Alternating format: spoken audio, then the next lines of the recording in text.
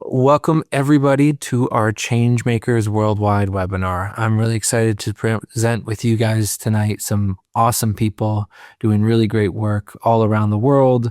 We have people from Japan, New Zealand, Canada, the USA, all going to present tonight, sharing their work enacting water cycle restoration in their local community.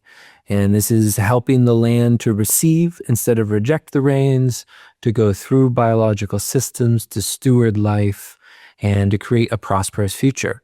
And all of these people tonight have gone through the Water Stories core course training and have done a really great job of activating what they've learned in their local communities. And so we're going to start tonight with Jeffrey in California, who was actually just with us a couple of months ago in India, visiting some of the work in Rajasthan. Thanks so much for having me. I'm really excited to be here and also see other expectations. I really like this series. I just want to share a little bit about a regenerative farm called Mama Tree that I'm one of the directors of in Southern California. We're converting an old conventional citrus orchard into different agroforestry systems, different silvopasture systems, just different units and systems that are more resilient, more climate proof, more water wise. We're doing quite a lot of things. Arguably, we're doing too many things. But we have this sort of broader agroecological approach where we're trying to really use all of our farming systems individually and together as tools to restore our broader ecosystems and our hydrologies and our watershed. And so we also, just to say, most of my work, or when I got into farming, it was working with smallholder farmers in non-Western countries. And so that's still very much my kind of approach to all this community-based, low-tech systems that for me are will long-term resiliently feed the world. And and so we do a bunch of things. Check us out online. We make now increasingly more value-added products. We have a farm school on site, a school enrichment program, and holding courses on all sorts of things. And so I'll share a lot about what we do on site today, but increasingly we're opening up our gates and doing a lot of not just education, but also more and more outreach and advocacy work, especially around policy and our broader watershed. And so just to give a little context where we are, first, like I said, we're in Ventura County. We're one of the headwaters of Ventura River watershed, one of the higher headwater plateaus of the Ventura River watershed. And the entire lowland county, not too long ago, 100 to 150 years ago, from the Ventura River mouth all the way south to Point Mugu, east to Fillmore, into Santa Paula and Matilaha. If you're not from here, those names don't mean anything to you, but all of this huge area used to be one giant interconnected web of a giant coastal wetland. And now it's one of the most intensive agricultural areas in the nation, probably, with the correlating highest cancer rates, one of the highest cancer rates in the nation. So we really feel the impact of recent, and with recent, I mean 100 years, 150 years of degradation of wetlands and forest ecosystems, especially along the coast, that really disrupted a lot of the climate buffering, the climate cooling, and the moisturizing and the stabilizing of our climate.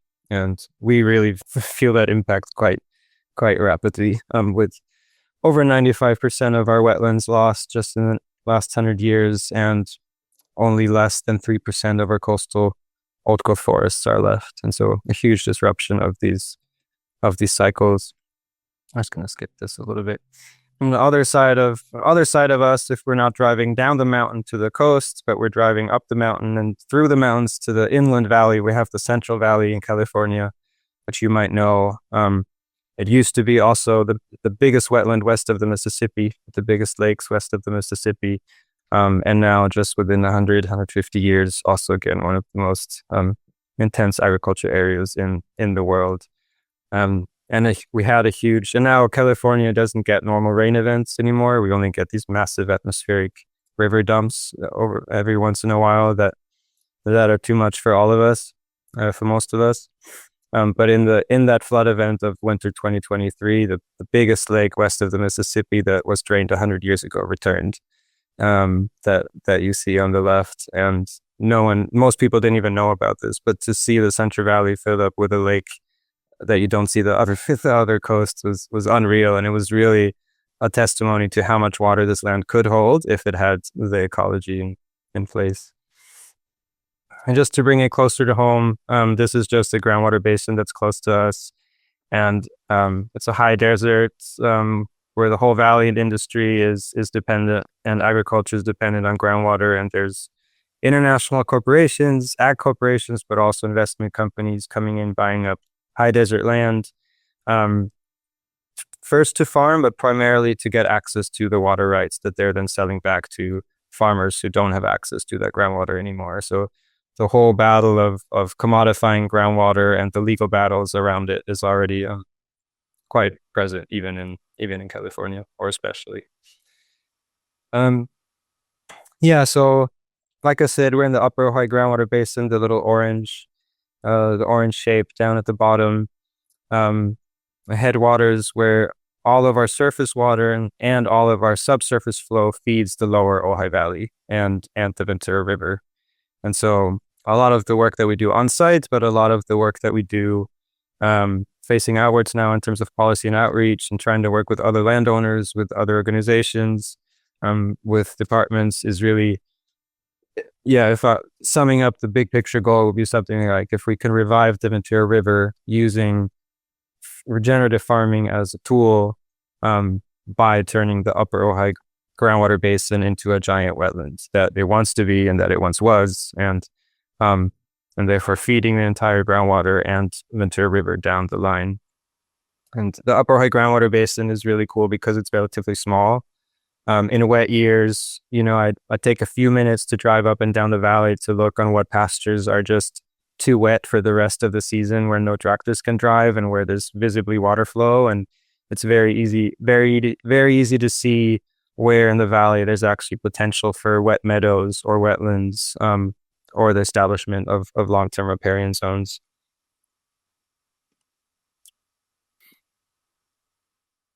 Yeah, and so if we just focus on the left picture at the bottom, those three light blue dotted lines, this farm, but also every farm and every property in this whole valley is designed to shed water as quickly as possible. So these three dotted lines are diversion drains coming from the forest.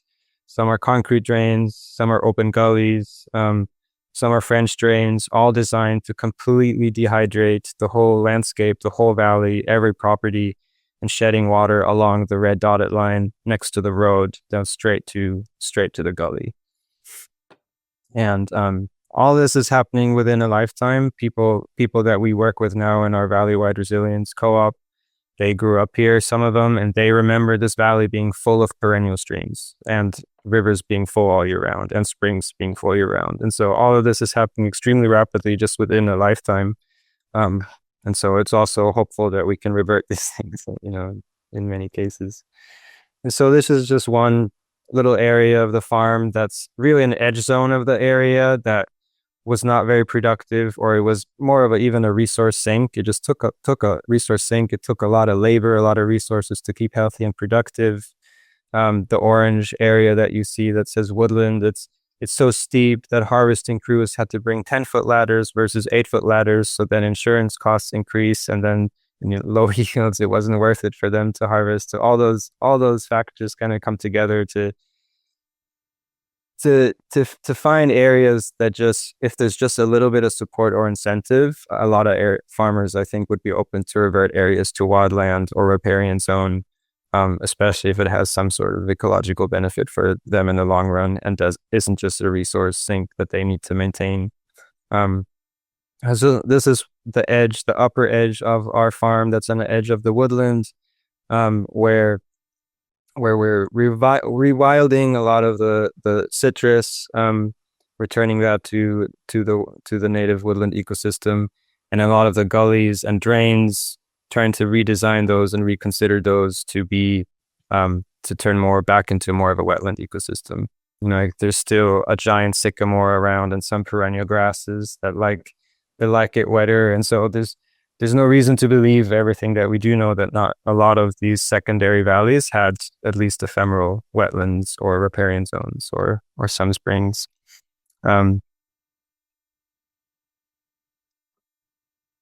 And so this was one gully that was just going straight down, collecting a lot of runoff, not adding any benefit to the land. It was just a gully surrounded by very dense, thick, old lavender that was dying. So the soil was completely dead. Lavender didn't need much. There wasn't much going on, and the water was just rushing off and continuing to eroding the gully and causing more erosive damage down the line. And so now starting to revert some of this back into more of a wetland ecosystem, and already even these just three small basins did so much to reduce the pressure on further down water infrastructures where there's a lot less sediment. There's a lot less maintenance now and sediment buildup in basins below, and a lot less damage done down below. So they were finished just in time, where it was mulched and seeded, and then we got 5 inches of rain in a day to really pressure test them, and now it's also planted up with 30 different trees, 3 different perennial grasses, 20 different native flowers and shrubs, and willows and poplars and sycamores and all those things. So excited to see how that goes, and there's more planned down the line to catch more of the bigger woodland runoff. That the details are still in the water ether. But then down below, all of that water enters our one of our pixie blocks, one of our citrus orchards, and it used to just rush by and be diverted in a gully. And this pixie block, though, really suffered in many ways. A lot of the citrus get frost damage in winter. A lot of the citrus then gets sun damage in summer, and they take up a bunch of water because they're from the subtropics. And so this was one of the areas that we reverted pretty soon, and now we're turning slowly into a floodplain. So with different infiltration basins and contour swales, where this first infiltration basin fills up, overflows into this contour swale that, again, sometimes might not fill up in 5 years or for 10 years in years of drought. But we had 3 years where this would fill up a couple times a year, which was really cool to see.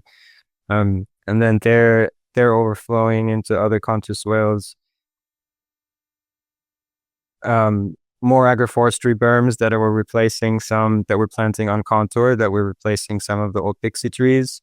We're diversifying all of our crops. We're planting ideally a lot more of our perennial fodder crops for animals for those periods of drought or when it's too wet. And so this is just one example of an agroforestry strip that was established, multi-purpose, multi-layered strip with very hardy multi-purpose trees. And now some of these areas are converted into silvopasture, where even these pictures I think were taken in October. So at the end of the dry season, everything's already dry and grazed. Animals are going through kind of just turning material, trampling it down, making sure it touches the soil and it's as small as possible so everything decomposes versus just oxidizes. And then there's still a bunch of animal fodder growing in our agroforestry strips that we can feed them long into the dry season until grazing season starts. We also have different chicken tractors around in the bottom right that you see, different scales that we move around, and some of them really nimble that we can fit into areas that goats are sometimes hard to get into. And again, this is a dry season. In a wet season, this whole pasture becomes a floodplain or a wet meadow. And over time, the goal is to get these perennial grasses to increase, to spread out, to have this whole perennial return to native perennial grassland, which California used to be covered in before Europeans brought annual grasses from the Mediterranean, and then have this whole block be a potential ephemeral wetland or wet meadow at least part of the year. But at least catching all that flow, depositing fungal-rich forest soil, infiltrating our groundwater, rehydrating the landscape, and taking away all that erosive force and the flooding flooding force that this water has when it comes. There's also a residence on site that we were able to tap into and dig underneath and find the pipe that drains a lot of the roof and hardscape runoff, access that and divert that into the orchard below. Yeah, so just even small rain events, there's a couple thousand gallons that now infiltrate and hydrate the landscape below. And even when we don't do earthworks in areas that are too steep or just it's inappropriate otherwise, all of our agroforestry strips and design kind of have the same goal in mind still to enhance water cycles and catch as much runoff as we can. So here we see old citrus strips going uphill and downhill that were designed for tractor strips, and they would just drive uphill and downhill and create erosion gullies.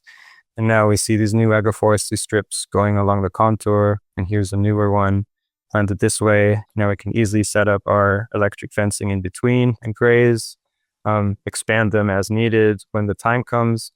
But imagine this contour strip, and there's a perennial grass planted almost every foot apart, and it has 10-foot deep roots, super matted. So it's always almost, even if there's no surface flow, and if we have high permeability and a lot of subsurface flow, so it's almost like a subsurface dam made up of really dense perennial grass root matter going down 10, 15 feet to just catch all that subsurface flow and just hold it.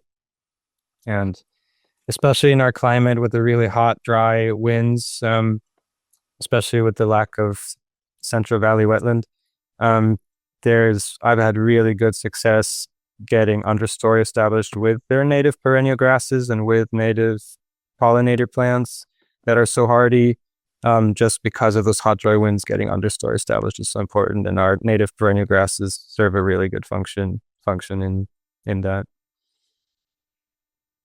Nutrient cycling, of course, is a really big deal for us, trying to increase soil organic matter as much as we can, and soil biology as much as we can. So just our animals are our most important tool to transform biomass and to reintegrate biomass and fertility back into the land.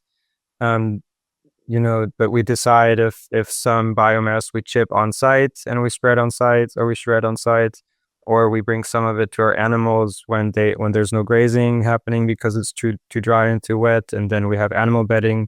Their animal bedding then is turned to compost that we mix with biochar that then goes back out to the orchard. And so we make really great, from our animal bedding and from our goat herds, we make really great manure, compost. And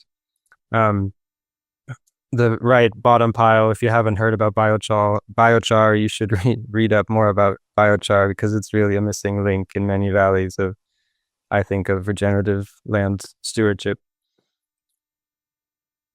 And that's also one of the big conversations we're having now with more and more organizations in the valley and in the county, not just private landowners, but CAL FIRE and prescribed burn associations. Just there's so much grant and funding and will and effort and focus on the removal of vegetation and the burning of vegetation as a primary strategy in terms of fire resilience and climate resilience. And we're just having a lot of really nuanced, great conversations with all these organizations about that alone not being enough as a strategy, and talking to landowners, how do we really have to burn, or can the material be used for check dams or for gully stuffing or for chipping?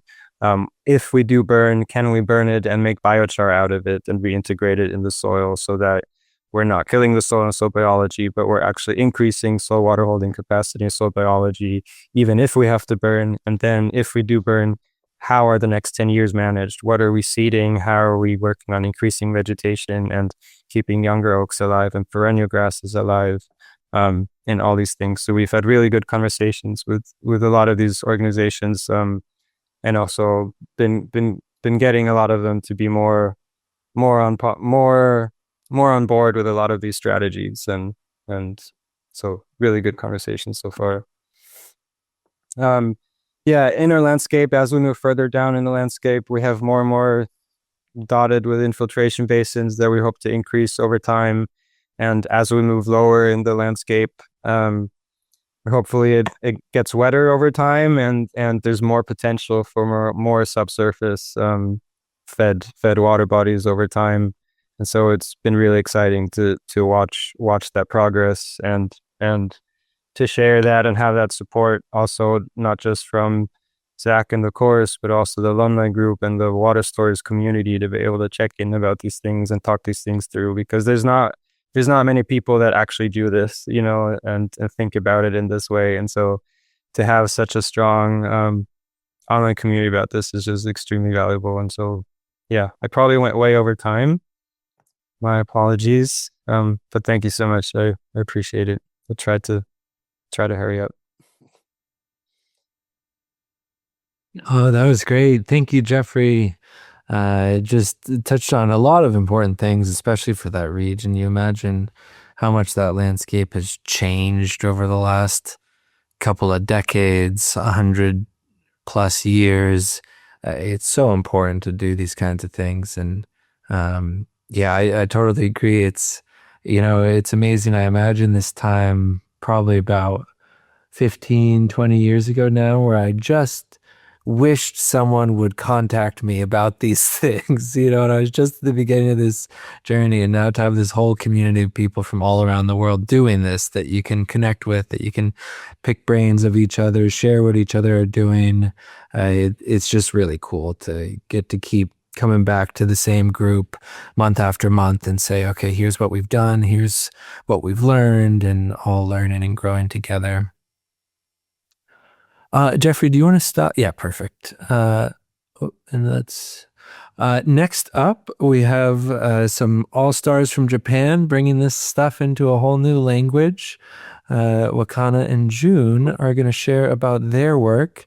And I'll just share a really quick anecdote that it's really a special thing for me, having learned from Sepp and not really speaking German, eventually being able to get along, and to now have June taking over the work in Japan and having learned it the same way. It's this really fun full circle moment, I think, of this way of looking at land, transitioning generations, languages, cultures. And so I'm really excited for what they're going to share here today. Hello, everyone. It may rain soon in our town today. Early this morning, we are planting trees, and now we are here with you. So this feels like a very good time to talk about water. My name is Wakana Kawamura, and I am here today with my partner and also my mentor, Jun Omura. We are co-directors of Permaculture Design Lab in Japan. We have been making First Garden for 11 years. This presentation comes from both of us. Jun has led much of the practical thinking and hands-on work, and today I will be speaking in English for both of us. Today, I want to share our water stories from Japan. It's a story about small space, water retention, and regeneration in everyday life. We live in Hamamatsu in suburban Japan, between city and countryside. This is a place where urban life, farmland, and forest meet. It's not fully urban and not fully rural. We think this kind of place is very important. Many people in Japan live in places like this. So, if water retention and regeneration can work here, it may also help many other people living in small and fragmented landscapes. Our land is connected to the Sanaru Lake watershed. This landscape has been shaped by pollution, urban development, and the loss of natural water cycle. We also live with strong heat. Hamamatsu recorded 41.1 degrees Celsius in 2020, and we have felt heat and dryness very directly. So for us, water restoration is not only an ecological topic. It's also about how to live well in this place and how to restore relationship between land, water, and everyday life. As I mentioned, we have been making forest gardens for 11 years. Through this work, we learned something very important. Forest is powerful and forest is essential. But in strong heat and drought, we also felt that forest alone is not enough. Forest also needs water. This realization led us more deeply toward water storage. When we first found water storage, we felt inspired. But at the same time, we also felt overwhelmed. Many examples were on large land with large-scale actions. In Japan, land is often small and fragmented. So our question was not, how can we copy this? Our question was, how can we translate this into our context? Water stories help us change the way we see land. We started to read land more deeply. We began to ask, where does water move? Where does it live? Where can I stay? Where can it go into the soil? This was a big shift for us. We started to see each home as a micro watershed. The roof is catchment. Water can be collected, stored, used in daily life, and also returned to the soil. Even in a small space, water does not need to be treated only as waste. It can become part of a living cycle. This way of seeing helped us imagine small but functional practice. That fits the scale of everyday life in Japan. We began with the place closest to everyday life, homes, garden, and small living space. Here, we experimented with a simple and practical action. Rain garden, infiltration beds, stone channel, and small pond. These are not large actions, but they matter. For many people in Japan, large and projects are not realistic. So small practice have real meaning. Small space can still throw water, hold water, and support life.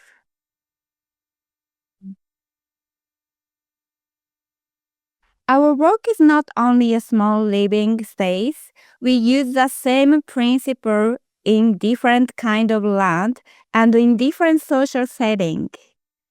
This place is called Around, a client's first garden in Okazaki. It became an important starting point for the 1000 First Garden project. Next to it, we are developing a new farm project next to our first garden, using similar water retention ideas in farmland. We also work in woodland upstream in our watershed, where small actions can support the whole system downstream. And we bring this work into local community center, making small landscapes that hold water with after-school children, and also frog. So the place may be different, but the principles are the same. These experiences are growing into our next project, Project -2. Starting this autumn, on our land in Japan, we will begin an open public experiment. Over 10 years, we want to test whether 1000 forest gardens and water bodies can help create cooler, local conditions during peak summer heat. We want this to be a learning and challenge community for climate care. We hope to use simple measurement methods and openly share both successes and failures. We also hope this can become a shared -2 challenge with the Water Stories community. Even if each effort is small, we believe it can still help care for the world.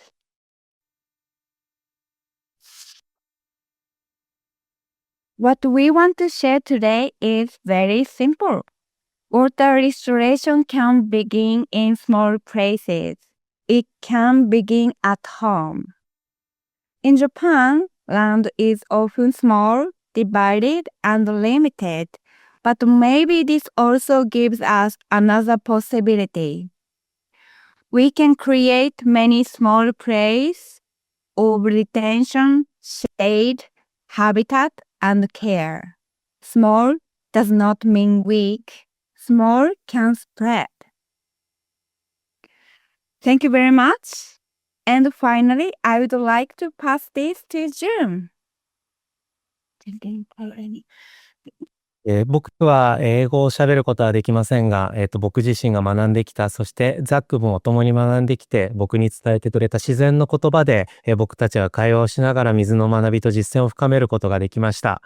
メンターであるザックに本当に感謝の気持ちを伝えたいと思います。そしてここに集まっている、そして皆さんがつながっている水の仲間たちと、小さくても自分の土地から素晴らしくて美しい風景をもう一度復元させていくことを心から願っております。共に水と一緒に働いていきましょう。どうもありがとうございました。ありがとう。Thank you so much.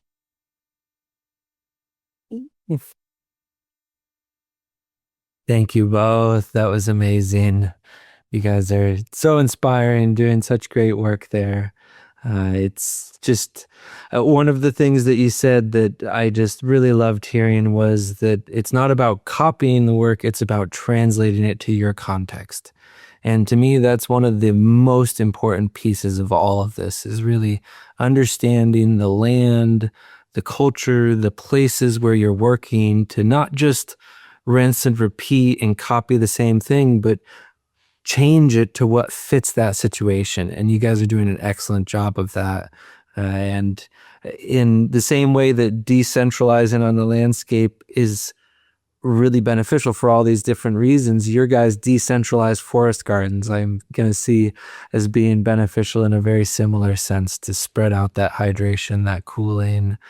So I really love your -2 challenge, and I look forward to it spreading around the world. Arigato, both of you guys. Next up, we're going across the Pacific to southwestern Canada with Kerrie O'Donnell. Okay. Hi, everyone. I'm Kerrie. I'm trained as a conservation scientist, but the last 5 years, I've taken on a different project that you see a little piece of a picture here, which is building a regenerative homestead on a little island off the west coast of Canada called Salt Spring Island. And we have a lot of the same challenges here that many of my friends and colleagues have described in other parts of the world. We have wells that run dry in the summer, or they go salty because we're on an island that's surrounded by salt water. I've just been working, doing some research work with some of the farmers here on the island and talking with them about their concerns about emergency preparedness. And they're really concerned about drought and wildfire. So we have all of the same challenges here on our island, and as well on this piece of land that is about 5 acres, and it's sloped, it's mostly forested, and not the easiest piece of land to start kind of growing food on or have food forests or on it, but it's what we got. So we're going to work with it. And we really, because of all the water challenges in our region, we put resilient water systems at the top of our list when we were building this this regenerative homestead. And I wanted to also just mention that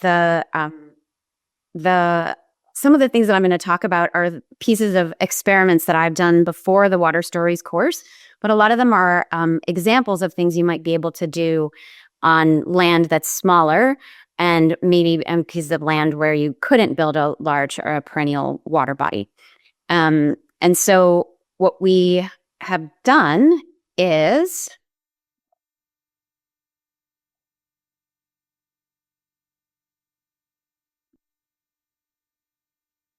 a few different things. So we started with rainwater.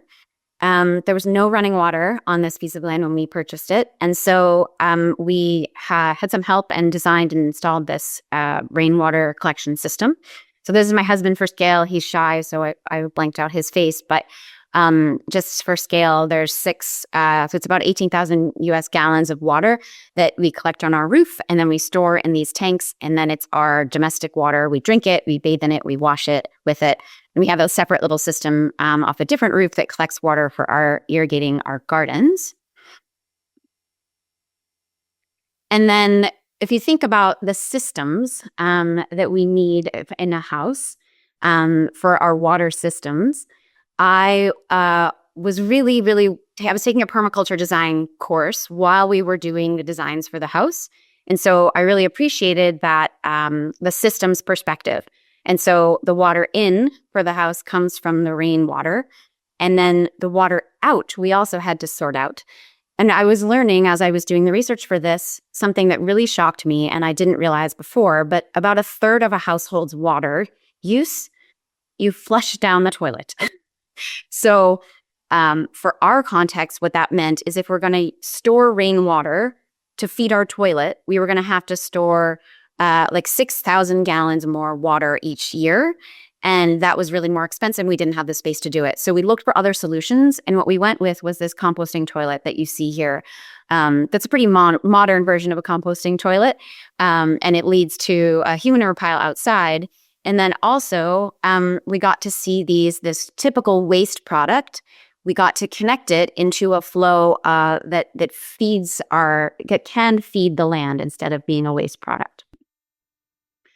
So we also designed into our regenerative homestead a gray water system. So water from the house, instead of using it once and getting rid of it off the landscape, we use it in the house. And then it goes into these series of terraces that I'll show in a second. And they come out of the gray water lines. And we built a little mulch basin just below the gray water line. And then below that, we planted trees. So this just shows a little bit of like the setup of how that system was designed, which I can answer questions about if people have more later. And then where the gray water system sits is downhill from our house. And this slope was just full of weeds, one steep slope, very hard to walk down. And really the only kind of open, non-massively forested, we have these, 100-year-old dug fir trees that surround everything else except right here. It was kind of the only place we could put a food forest in. So we terraced this land. And again, this is before I did the Water Stories course. And so I now know that there are mistakes that were made, but it's serviceable and it's working. I through my permaculture training, I designed a planting plan, and this is like food forest plan with fruit trees and the support plants and nitrogen fixers and all those things that go into food forest. And like I mentioned, it's doing pretty well. So in June 2023, this is the same fig tree that on the left picture that it is on the right picture, but about 2 years in between. On the left, it's the fig tree is about 1 year old, and it's sitting just downhill from that gray water mulch basin. And then there's a comfrey plant next to it, keeping it cozy. And then there's me on 2 years later, and the fig tree is, taller than me. So it's really happy sitting next to this gray water. And also it's producing fruit now. So in 2025, we started getting, these are oso berries, which is a native to my region shrub and figs and peaches and grapes. So all of this is coming to us thanks to the gray water that we've got going in our food forest. On the other side of things, I really love growing food. It's a huge passion of mine. I feel like it really nourishes me and my family. And we grew a annual vegetable garden that's fed by our irrigation water. It's irrigated, from our rainwater.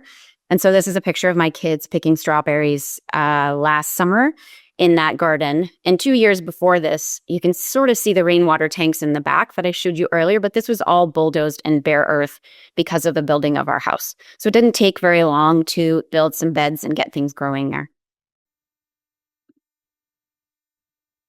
And this is, again, like rainwater can grow incredible abundance. These are all things that have grown in our gardens in the last couple of years. And I have to share this beautiful thing that my kids made, a vegetable mandala from that beautiful things that have grown in the garden.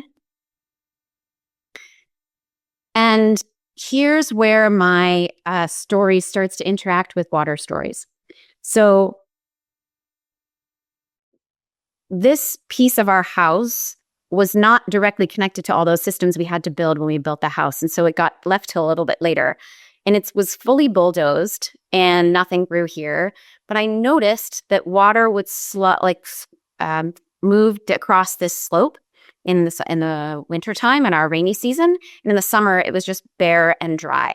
So I knew that we needed to sort of slow and sink and spread some water here so we could get things to grow. And rain gardens came to mind, but I didn't know how to grow a rain garden. I didn't know how to build a rain garden. I didn't know where to put it or how to construct it. And it was uphill a little bit from our foundation, so I wanted to be careful. I tried to hire 2 different folks to do it for me, and neither of them could come to the island and do it. And so I had to have my experimental spirit and a very willing husband to dig holes, and we gave it a go. And it worked. Again, before the Water Stories course, these things were built. So on the left, you see the kind of after story of those rain gardens. There's 2 of them, one here that then overflows into the rain garden here. And we've got some native plants that are just starting to get established growing there. But it's something, the idea here is that on this barren earth that water just sheds water, nothing will grow. And so when we can hold the water in there a little bit and build the soil, we start to get the ability for something to grow. We create the opportunity for shade. It's an incredibly sunny south-facing slope. So it's the beginnings of things. And we're even getting mushrooms growing, and we have some water plants growing in there. The challenge that I started facing was I started coming up against my scientist mind and curious person mind of wanting to do things that made sense in the right space and the right tool applied to the right space. And I didn't know how to do that. So that's about the time that I signed up for Water Stories. And just before I started the course, I did one more little mini earthwork. And it was a mistake, but I chose the most ugly picture of it to share with you all because it's okay to make mistakes. And if you're going to make them, try to make them small. This is only 3 feet around. It's not a big problem, but it was a good idea. This is in our garden, in an undeveloped part of our vegetable garden. And, the design idea was diversify the habitat, bring in some water so that it could hold water when it's dry, and it could bring in more pollinators and do all kinds of things. But it didn't do any of those things. It went dry in the summer, and it made it soggier just downhill in the wintertime where I was trying to grow vegetables. And it failed. And during the course, I presented this as a challenge, not a challenge. I presented as a question of what do I do with this thing, Zach? And he challenged me to fix it based on the tools that I now know of how to properly construct a water body and how to make sure it has an overflow spillway. This one didn't even have that. But I did them one better. And I took the skills that I was learning and I made a better plan. And the solution that I came up with was to take the rain gardens that we had already started, the kind of one up here on the top left, and then it flows down into this one. and to connect that instead into a terrace that goes off this direction. It will slowly move the water. If there are overflows from the rain gardens, it'll slowly move the water through the garden and then out into the forest. And down here was where I put this unfortunate mistake pond that we've now filled in. I just think that's it's a helpful story to share because for me, it illustrated a gap in my knowledge that, that from both my academic and also my permaculture design training, that I didn't have the discernment of knowing how to read the land and how water interacted with the land and how to match that with an intervention that would make sense in that spot. And so what I did as a project for the course was I created this little future rain garden that I want to show you. So I showed you a mistake I made, a whoops, and then here's what I did instead once I learned how to do better. So this is a spot where just above where this water body you see, it's very small, but that you see in the right picture, just above it is my driveway that collects water in the wintertime, which is a problem. If it freezes, it's hard to drive over. So we reshaped the driveway and we directed that water from a place it wasn't doing that much good into this native planted area, and made a rock spillway because it would, otherwise it would be an erosive force because it's down a slope. And we built it just like a regular, perennial water body with a key dam that my son in that photo is standing on. And it was a really fun project because I feel like I got a lot of the benefits of building a massive water body, but in this teeny tiny little one. And we made a few mistakes and figured it out and tinkered with it. I want to switch gears a little bit. So I feel like the course really helped me go from I have some ideas of what I want to do on a landscape, but I'm not sure how to implement them or where the right place is and what things to implement, to I understand what's happening, I understand these systems, and I know how to interact with them in a way that can be a small intervention and have an outsized positive impact. So I mentioned my kids, and I just wanted to switch gears for a minute and finish up with a little story that is a little inspired by them. So these are my kids. They're helping me with my homework projects for Water Stories. On the left, they're helping me build a model dam. And then on the right, my son they love playing with water. They're like natural water cycle restoration practitioners. On the right, my son is testing out with a big bucket of water. He's testing a spillway that we built. So I went into this work feeling like I wanted to heal landscapes. And a thing my kids is teaching me is that the landscapes might actually also be healing me. And it's kind of cosmic and amazing when things your kids are learning become things you didn't know you needed to learn, but that they keep coming back to you.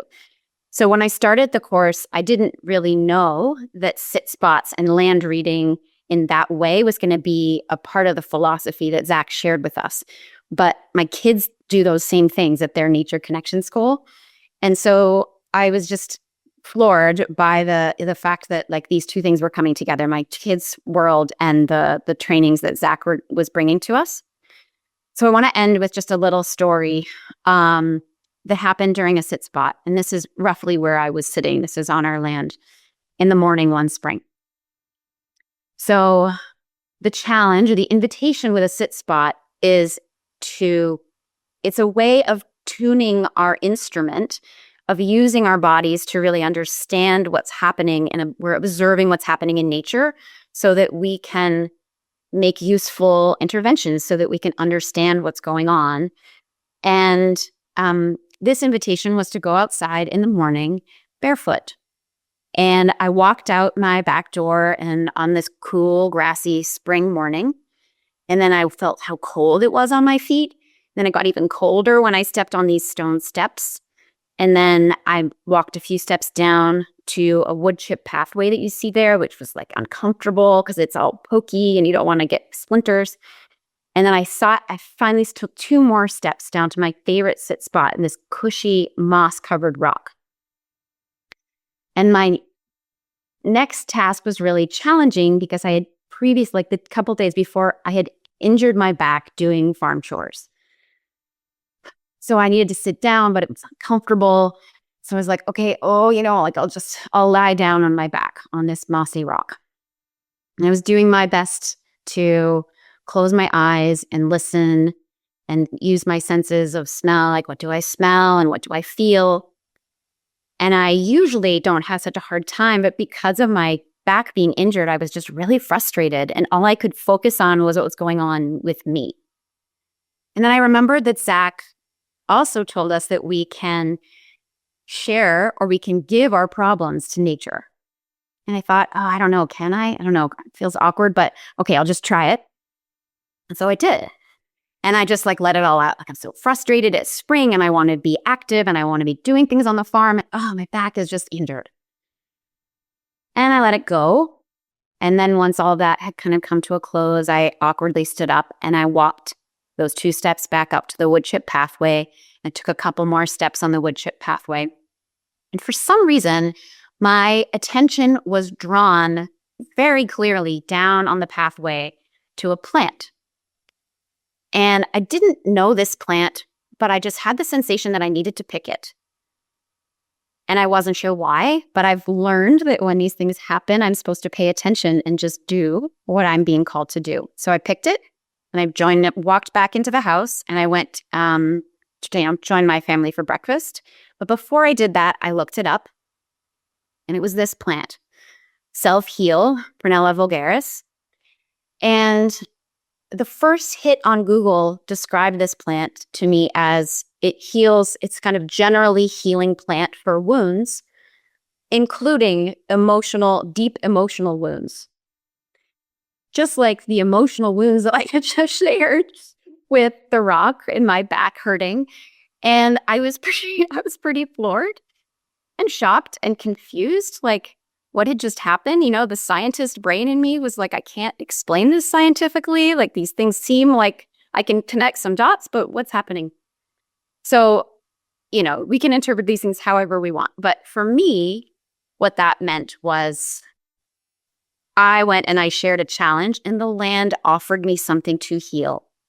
And so I just wanted to share that because this work, it's not just the work that I feel like I've learned how I've had skills and tools and know how to do things on the land, but there's this way of doing them that Zach and all the people at Water Stories are sharing with us that I think is so very powerful and can heal us on this much more subtle level. And just to summarize here, the Water Stories core course, I started it to get some information and skills to make solutions on my land.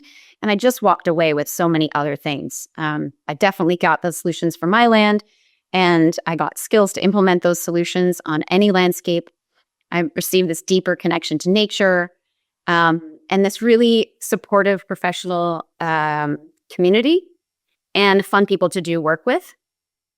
And I just wanted to say a thank you to Megan Neary and for creating this workshop that I joined with a bunch of women, a women's equipment workshop where we got together and played with excavators and kind of got ourselves over the hurdle of just getting into a machine and getting some experience with it.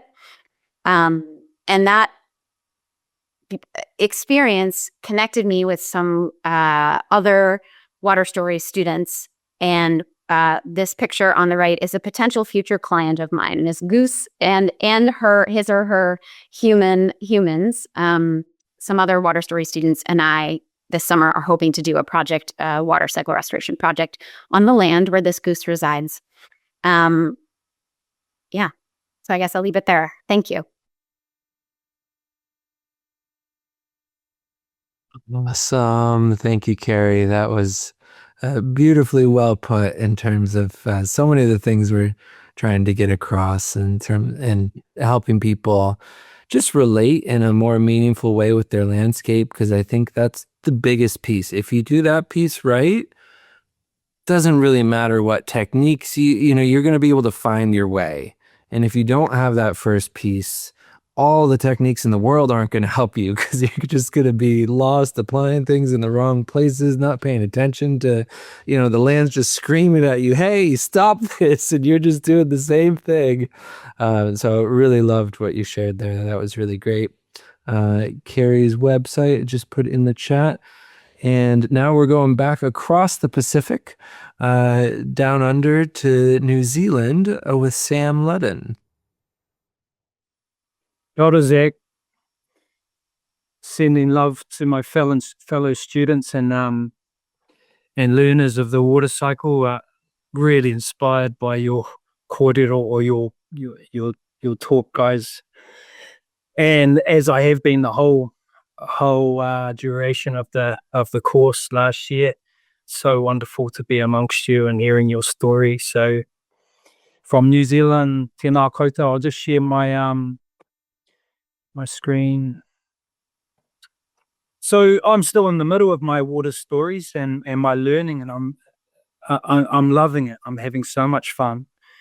But what I thought I'd do to change it up a little bit, because I thought it would be useful for the community out there in the big world to hear a little bit more about New Zealand from an Indigenous perspective.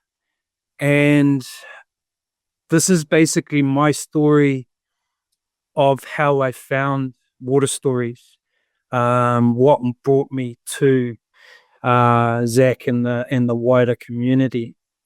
What you can see in front of you all is a report back in 2019 that has kind of changed my world.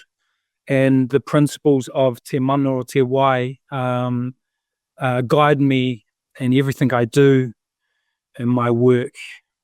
Te mana o te wai means the prestige or the right of water to be water, essentially giving personage in policy writing for water management. There's a little karakia here, a little prayer here. Kei te tangia rangi nui, kei te tangia papa tuanaku, kei te rere ngā roi mata, rere ki uta, rere ki tai.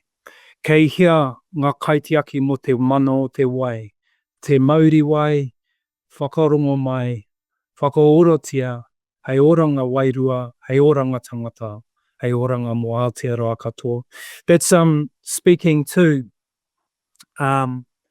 Mother Earth and the Sky Father, and appealing to the people to continue caring for the water cycle that exists between the two. Who am I? Ko waio. Ko waio is Māori for who am I, but it literally translates in ko wai. Wai is water. Ko wai o, I am water. But it also means who am I? Tika a Maui, fish of Maui. This is the North Island of New Zealand. And if you look carefully and share and use your imagination, you can see a flounder swimming in the South Pacific. This is the fish of Maui and the origin story for New Zealand. Maui fishing New Zealand out of the ocean. This is my mountain, ko Rangitu mo te maunga, where the land meets the sky. My river is Rua Mahanga. There's my little dog there.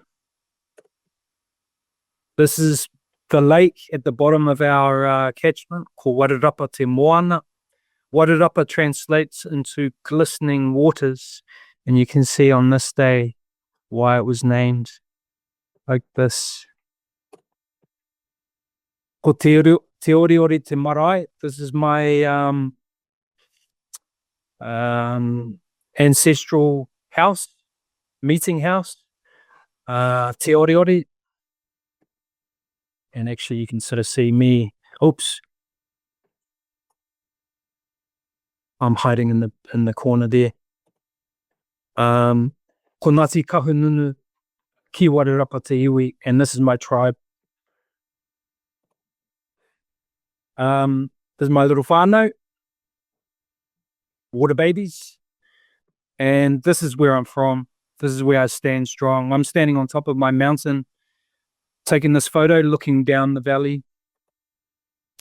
Tihei Mauri ora. Mauri is the life force of all living things, and how the relationship of all things on earth lead to a thriving world. Mauri ora.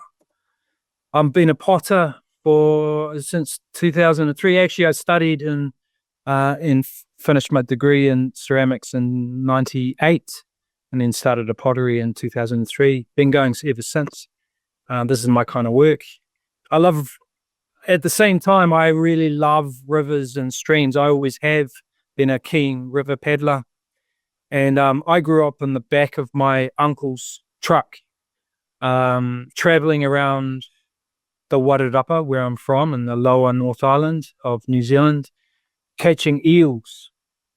My uncle's first net, this is my uncle here, was given to him by his uncle. And when he was a young fellow, and he started using that net to first feed the family, but then quickly moved into commercial fishing of eels. This is the world that I grew up in the sort of 80s, 90s. And I fell in love with eels. We call them tuna. This is an endemic species to New Zealand. It's a longfin tuna, largest eel in the world. Can get up to 7 to 8 kilos. Can be a meter and a half long, and endemic to New Zealand. And they're in big trouble. They live for 100 years or so, 50 to 100 years. And if you can imagine what's happened to our watershed over 100 years' time, this eel has seen a lot of change.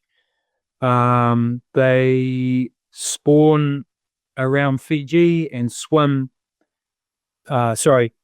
use the ocean currents to come back to New Zealand as tiny little whitebait and swim up into the river catchment. Some say the babies swim to the same river their parents came from. This eel would be about 50 years old, I think.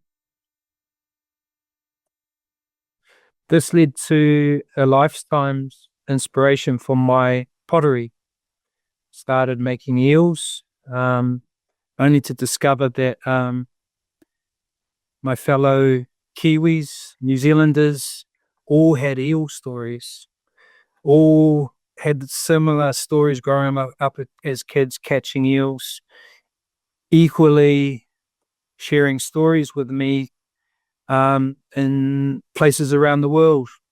Eels, kind of one of those indicator species that I discovered over the years connect us all. So I started combining my art with activism, and this is after many years making them. I thought this would be the one and one and only time I'll do a massive exhibition, and I'll retire from eels. There's over 150 eels in this piece here. It's called Manga Maha Awa Kotahi. Many streams make the river. There you go. At the same time, had plenty of collaborations creating this exhibition. Behind on this, can you see my pointer there? My cursor? Yes, we see it. This is from right to left, collected flotsam and jetsam from the local stream running through our town. In there you can see all sorts of natural objects, but also plastic, garden hoses, water balloons, pens, straws, everything that we use and have intimate kind of connection to. If you're next to a stormwater drain, generally it would end up in our stream. And this is a project over about a year, collecting various items and cataloguing them, folding carefully keeping them until this exhibition. Incredibly, this was the focus of the exhibition in the end, in terms of the kids that attended. Once we sat them down and helped them sort of navigate this piece, they very quickly began to identify the objects in their lives. They knew intimately the straw, the pen, the brand on the shopping bag, or the kind of the rubbish. They knew, with quite a lot of knowledge and mātauranga. When it came to the natural objects in the stream, the leaves, the seeds, the branches, they just saw them generically, and they had no knowledge of where they came from or what species they were. It was a big eye opener for me. From this led to developing this map of our town, and elevating the streams that run through our living space, under our roads, connected to our stormwater. Basically, this is the foundation of our town. Over the last 150 years, these streams and stream names had disappeared from our everyday lives. Even the council, the local municipal council, didn't know the names of the streams. So we decided we needed to make a new map and reduce the focus on the streets and elevate the water under our feet. Note the names at the top. Waipokaka, Mākaka Weka, Manga Te Puku, Manga Whiro. These are all Māori names, all Māori words referring to the streams before there was a town, and little insights into what the landscape looked like. For example, Mākaka Weka refers to a wetland where you would find the kaka bird, which is a large parrot, very mischievous and threatened, almost extinct about 50 years ago. They're coming back. And the weka, which is another cheeky bird that lives on the ground and in the wetlands. Each of these words, each of these names give importance to the landscape. They're the little clues that help us restore the catchment. Makota stream at the bottom down here refers to the freshwater crayfish, koda, which was once plentiful in the stream. When I was a kid, we would catch thousands of them. Now they're really hard to find. Anyway, moving on. I will just point out on the Waipoua River, which is one of the three rivers that the town is nestled between, this one here. Note the straight line. This is the current path or flow of the river. Once it used to do a big horseshoe shape right through the middle of town, which our identity, and when you read the old papers past, has a lot of stories associated with that. Now that it's straight, the water speeds up between the top of the town and all the way down to the bottom. The increased velocity sort of has created huge problems for the town, especially down here where it meets the Ruamahanga. So this is the history of our town's colonial past.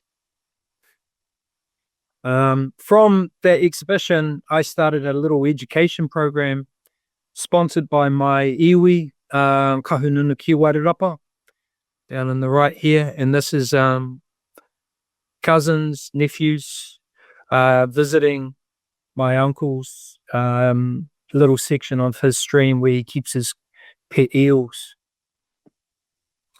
This program encouraged weekly, daily exploration, using all of our senses and imagination, following the old paths of those streams I showed you.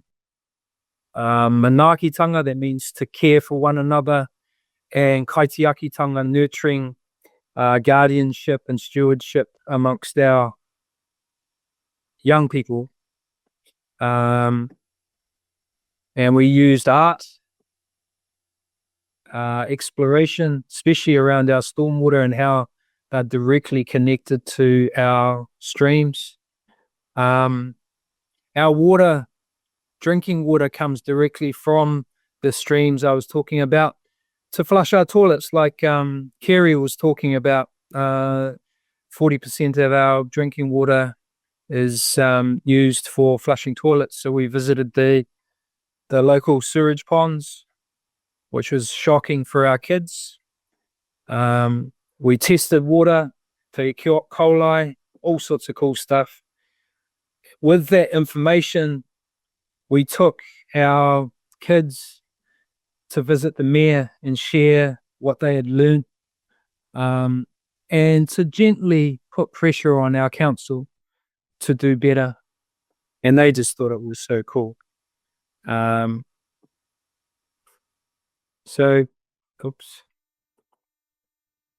During this time, an idea to dam one of the streams that we were working on was resourced to develop a proposal. The Wakamoiko centralized dam proposal, which came up at about the same time as the exhibition. You can see the plan. It's at the top of our catchment. A small, what looks like a small dam, was actually 10 to 15 meters tall. None of the aggregate in our region would have been suitable for making this dam, and they were going to import a whole lot of aggregate from about 150k away. This would have held a huge amount of water. I can't remember exactly how much. And on the face of it, most of our community were pretty keen on the idea. However, the spot where they wanted to do the dam is, if you see my cursors, just above the town, nestled in between 1, 2, 3, 4, 5. And you could count these other ones here, these fault lines. We in New Zealand are famous for earthquakes. In fact, the ground that the basin that they proposed to dam was created by earthquakes. And the idea behind it was to pump water from this river here, which is the Waingawa, up 25 meters uphill over this ridge line and across by about 15k to fill this basin here. And here's the wall here. And the idea that, you know, like, it's quite clever, I suppose, was to take the floodwaters in the winter and pump it into the basin to store for the dry season in summer. But when you started looking closer at the plan, it was an enormously expensive project, and I was quite worried. It kind of consumed my night and day thinking about it, as with many of our people from the tribe, wrestling with the benefits and the negatives and the potential risk. The $300 million to create this dam seemed like a crazy amount of money for not that many people. The idea after pumping the water and filling this dam up was to pipe it to various farms in the wider catchment. And the more you looked into the detail, the crazier it seemed. And this is on the stream that we were literally using as our classroom. And went to so many public meetings and sharing what we would find and the value of the ecosystem that was there. We used these, like little pockets of native forest as a seed source. We were finding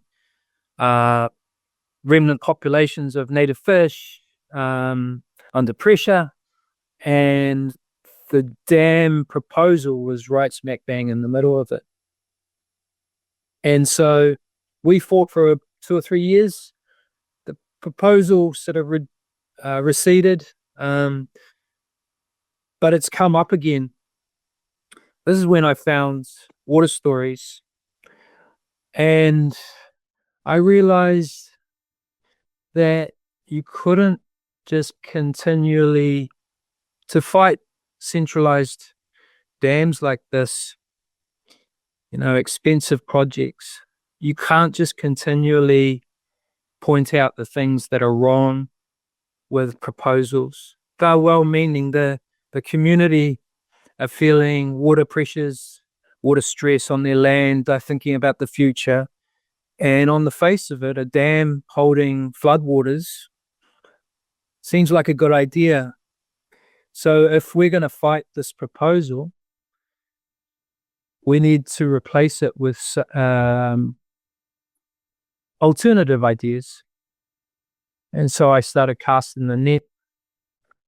It's when I discovered UZAC and Water Stories. This is 2 years ago. And as you can imagine, I'm a really busy person. I work for my iwi, my tribe, full-time. I do education programs. I do resource consents. I do restoration programs, planting in every season. And it was a real struggle to think how I was possibly going to fit a course into my life. I also looked at the price of Water Stories, and it was also a pressure that was a real concern for me and my family. But we weighed it all up and realized that we're doing this work for future generations. So I can kind of take this, like this burden and make something of it. And I'm so stoked I did. After the initial kind of pressure of paying for the course and learning about Water Stories platform and how to use it, and then working through the course, I've grown to really love the community. And the benefits I've found is finding examples around the world weaving into other communities that are feeling the same sort of pressures we are in New Zealand, and the opportunity to share our own values culturally, as a community, sharing our stories and pressures helps lighten the load for not just me, but for my family and my tribe. So some of these bullet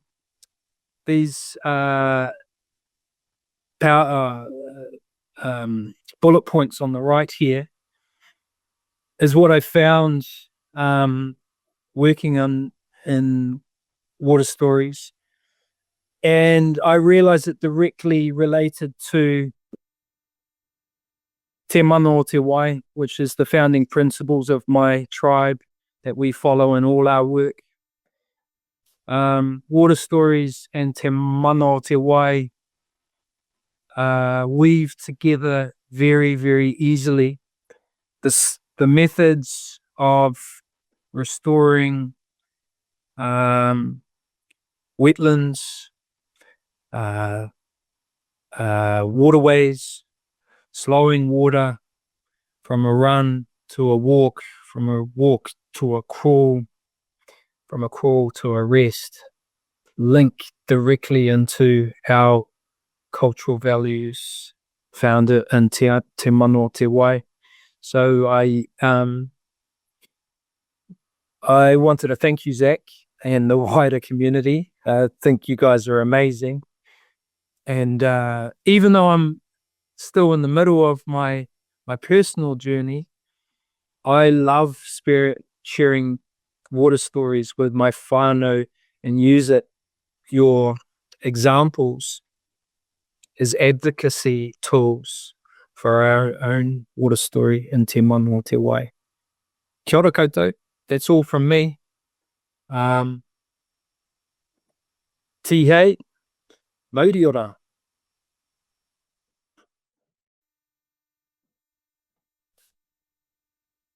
Awesome. Thank you so much, Sam. That was excellent. And one of the things that I really love about the course is just how it helps people in many ways just reconnect to what's existing in place.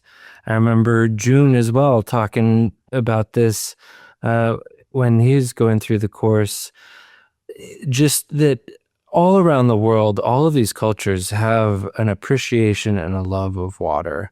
And pretty much anywhere in the world, if you dig back far enough, you can find that, and it's pretty apparent. And in fact, most religious blessings, prayers, anything like that involve water to some degree. Temples are usually built around water. Symbols are built around spring water, all these different things. And I think it's a really powerful way we can all better remember who we are through our connection with water and indigenizing ourselves to place to connect with that earthworm, to connect with that raindrop, to connect with all of our living beings around us. So I really appreciate you sharing all of that. Really wonderful work that you guys are doing there, and in many ways leading the way in terms of how we look at water, especially in our legal context, and how we respect water and how we show up in the world. And that's a big part of what we focus on, is how we show up in the world and what kind of change we want to create. And so we're going to get to some Q&A here. So everyone feel free to put any questions you have in the Q&A. And we'll hear more from our excellent speakers. I want to just really quickly share with you guys, this is our last week for the Water Stories core course for this year. And we're just really focused on empowering as many people all around the world to do this kind of work in their community. And it's been really amazing to see it spread and it spreads because things happen so quickly when you work with water. You can already see water sources flowing more, landscapes come back to life. And what we really want to do is move from this watershed death spiral to this full, healthy, interconnected water cycle that has been possible and is still possible. And so I was really tasked by my mentor, Sep, to make it so that there's hundreds or thousands, millions would be better, of people that can do this work from all around the world. And that's why we created this core course. We have in-person workshops as well, available for people to build upon the course. And I'm really focused on helping people as much as possible earn their living healing the earth so that we can create many of these kind of stories all around the world, and practitioners, people from all around the world that are making this their day job. So they're spending their time and energy really creating this. And we have a huge amount of agency and potential. And we really need to apply the knowledge that we have. And so while this is an online course, it really is an at-home course because it requires you to get out on the land to do the things, because that's really how you learn all of this, so that you can create landscapes like Sepp Holzer's place in Austria. And we have films about all these projects so that you can even revive rivers like Rajendra Singh's work in India. And it's a really amazing group of people that are just so supportive of one another, helping make a better common future. And so I want to encourage you guys, if you haven't already, to check out Water Stories. In addition to the course, there's all sorts of films, videos, all sorts of content available. I'm going to put in the chat here a special coupon code for anyone who wants to join this year. And I'll put this into the chat. And yeah, there's just so much potential. And I also love how all of you guys are involving kids in your work. I think that's so important. We actually have been working on a curriculum for youth through our Water Stories student alumni, because and they learn it so well, they learn it so quickly. It's a lot easier to just get the right information in their heads from the start and not have to contend with all this confusion that we run into in the ways that we relate to landscapes. Yeah, just so much appreciation for each of you guys and all the work that you're doing. Before we get into people's questions, do any of you have some questions for each other that you want to start with? Anything from each other's presentations that you want more details on? I've got a question for Wakana and Jun. I loved I love listening to you guys speak and your passion. That's so great. How many of the mini forests or food forests have you created so far on your journey? 何個フォレストガーデン Sorry, I tried to speak Japanese first. 今まで何個フォレストガーデン作ったか。ああ、しっかり数えてなかったけど、 So, 20? yeah, more than 20. But we started 1,000 forest garden project 2025. Now we got the 3. But over 100 people sign up for our course. So I think that this year or next year is going to be more. Amazing. 聞いたよ。 Okay. Thank you. And also I want to tell to Sam, thank you so much.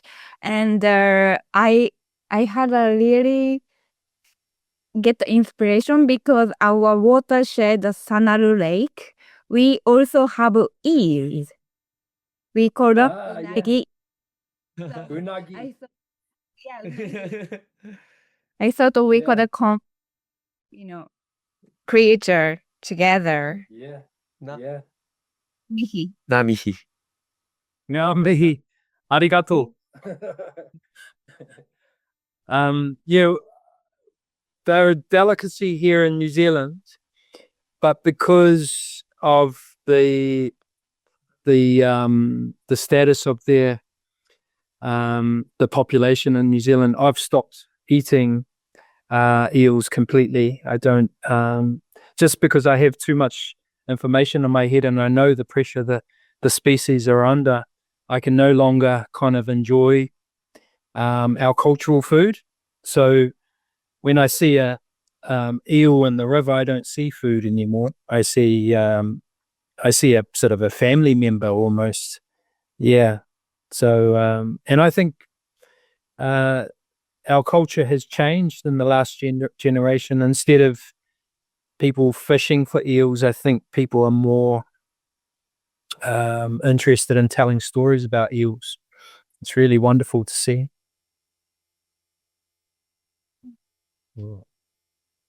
Love seeing that connection. Yeah, and just we're all so connected, so much more so than we realize. And I think one of the beautiful things about working with water and nature, when you put your heart out there in the right way, just everything opens and aligns, and you find the right connections, you find the right people. One thing leads to another, and before you know it, you're busy and on your way. And that's one of the things we really try and lay out in the course, is to force everyone to get on their way and start really doing it, because that first step leads to the next. One question for you guys, we could hear from each of you or whoever wants to take it, but for someone just discovering water cycle restoration, what would you give them as advice as far as how to start, where to start, as you guys imagine yourselves when you started the journey? I can go. Kerrie, go for it. Yeah, ladies first.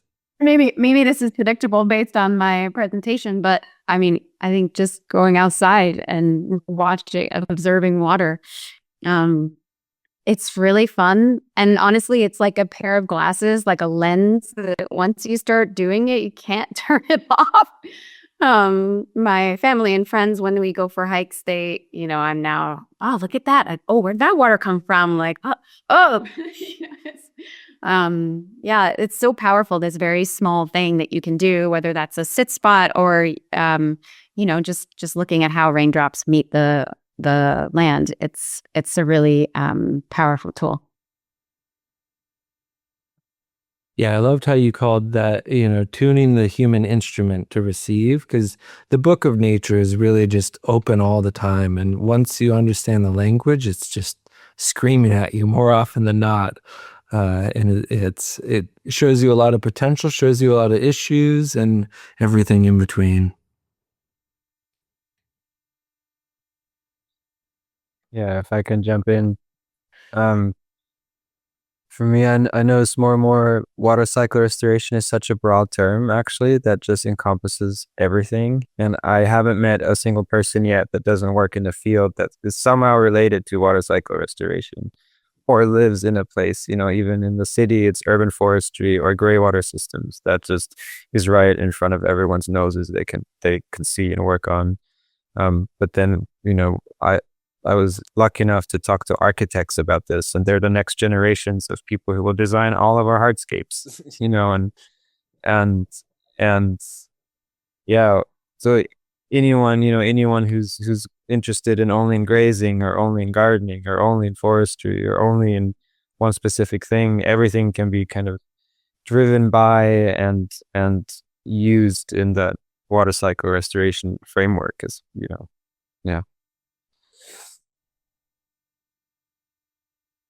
Absolutely. And it provides so much opportunity. There's so many different ways to do water cycle restoration, whether you're working with plant systems, earthen systems, human systems. There's a lot of different ways to create an impact, and we need it all. Yeah, we need it all. We need it all. I think my response to that question is creating community. We have been, we're in our 4th year of our food forest, our syntropic food forest, and we've learned lots of little things along the way. But what I think was the most impactful was to invite people to come and see what we were up to. Warts and all, the mess, the mistakes, like Kerrie showed, and the successes, cooking for people, inviting people along, and just communal space. And then I would say when you find your little community, keep it alive. That's led to our first kind of customers, first clients was through a small community group of like-minded people who attended one of our open days. And that was like almost a year ago, I think, when we held our first workshop. And all of those people who attended are now really close friends and doing their own little projects, like John and Wakana. Like there's a ripple effect when you create community and share knowledge. We're not experts, but we love it, and passion goes a long way. That's where that first step is so key. You got to just get out there and start doing it. It's why, like for the course, one of the required actions is give a presentation, because in that presentation, you're going to find your allies, your first clients, your friends. And even if 2 people show up the first time, I hear this story so many times that, 3 people showed up, but then they really enjoyed it, and we did another one, and then 12 people showed up, and then we did another one, and then it was 20 people. And so it really just grows and grows, and that first step is really the hardest. Okay, June wants to say something, and he said he agree with Kerrie. First, it's important to have a natural curiosity about nature. Even if you don't like nature, you'll surely come to love nature and living things. And I believe that you'll also be freed from the loneliness of a world inhabited only by humans. That he said. And for me, before taking course, when it's rain outside, I usually stay home. But after taking this course, I really enjoy, rainstorm, go outside. So today, we have rain outside of the house, so we got to go after this session. So thank you so much for teaching us how enjoyable the water is in our life. Yeah. Thank you. Amazing. I love hearing that. It's just so great, because that's the best way to learn, is to get out there and do things. And June, what you shared reminded me a lot of a story I've heard from Sepp. He was working in Russia in this school for troubled children. These children were very violent, mean to each other, all of these different things.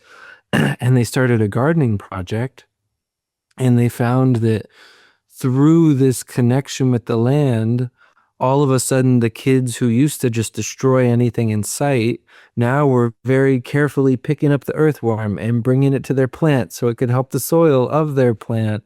And I think for all of us, there's this immense healing that comes from being in nature, connecting ourselves. We're very social, interconnected beings, and we don't just have that connection with humans, but with all of the life around us. And so often we're in these fractured, very sterile environments where we miss that connection. But fortunately, you can just walk out the front door and find it anytime you want to. And just again, really love how each of you guys are sharing this with your kids, with other kids. It's such an important piece. It reminds me of something. The first time I had dinner with Sepp, he said, when children are raised in tune with nature, when those children become politicians, the silent revolution is complete. And I think you guys are all doing a really great job of helping that next generation understand these things from an early age to then make better decisions and act from a place of full understanding and connection. So just want to applaud each of you guys for doing that. I really appreciate that. Awesome. Well, we are pretty long into the webinar, so maybe a good time for each of you guys to share some final thoughts. Just anything you want to leave people with. I will share all of these excellent speakers' website and contact details as they give us their final thoughts. And maybe we just go in the same order of the presentations with Jeffrey first. Yeah, thank you so much. Yeah, I'm really grateful for this course and your work, Zach, and all of the giants on which shoulders we all stand in this work. And the course to me also came at such a perfect moment where it was so quick and easy for me to be bitter, angry about so many things, policy wise, and just even the things I had to focus on or wanted to focus on, and just how reshifting the framework and the lens and refocusing just slightly and adding some skills and adding the right community network, just how much that helps often how much that helped to me, just reshifting a lot of my attention and my energy and lifting me up quite a bit, because the whole story of water, it's such a beautiful unifying force that everyone can rally around and behind, and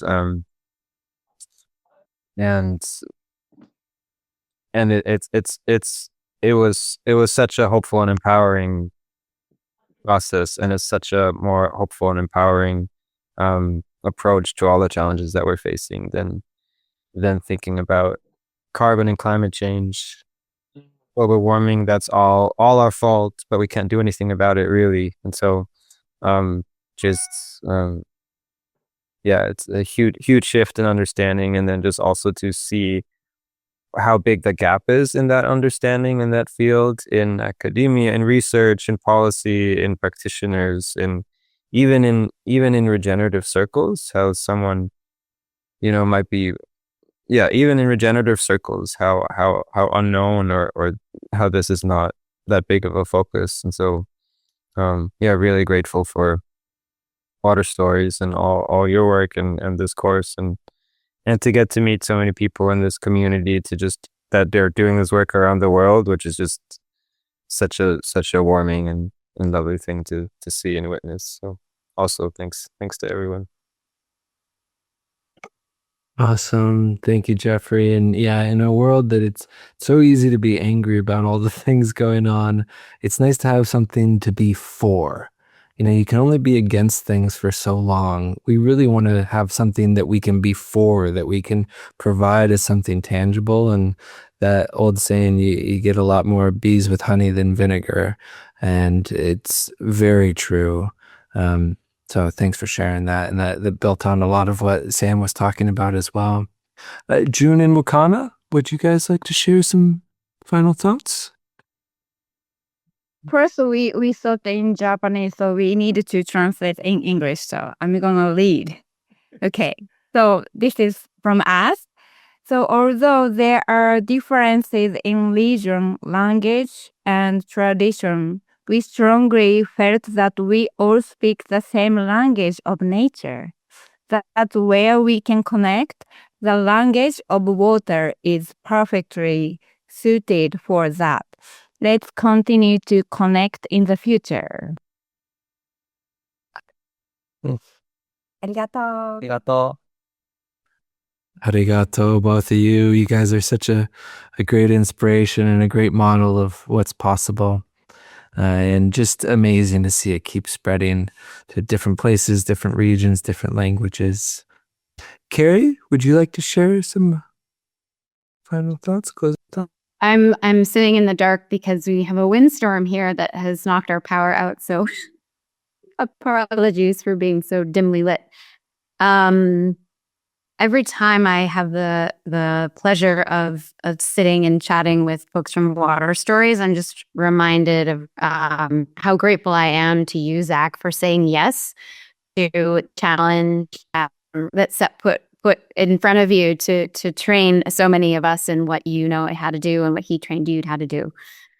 So I'm grateful to you for saying yes to that and taking on that challenge. And then when I think about what we get to do, I'm so excited for the future. You know, I think about my kids and their possible livelihoods, and I don't know what the world holds for them, but my goal for myself is that I can maybe just model how things might go.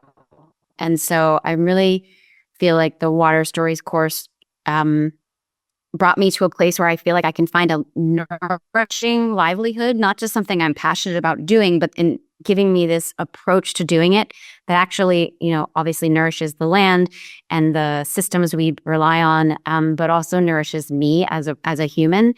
So I'm just really grateful for all of that. And every time I get to chat with you all, I leave with such a big smile on my face and feel so much more inspired to keep doing this work.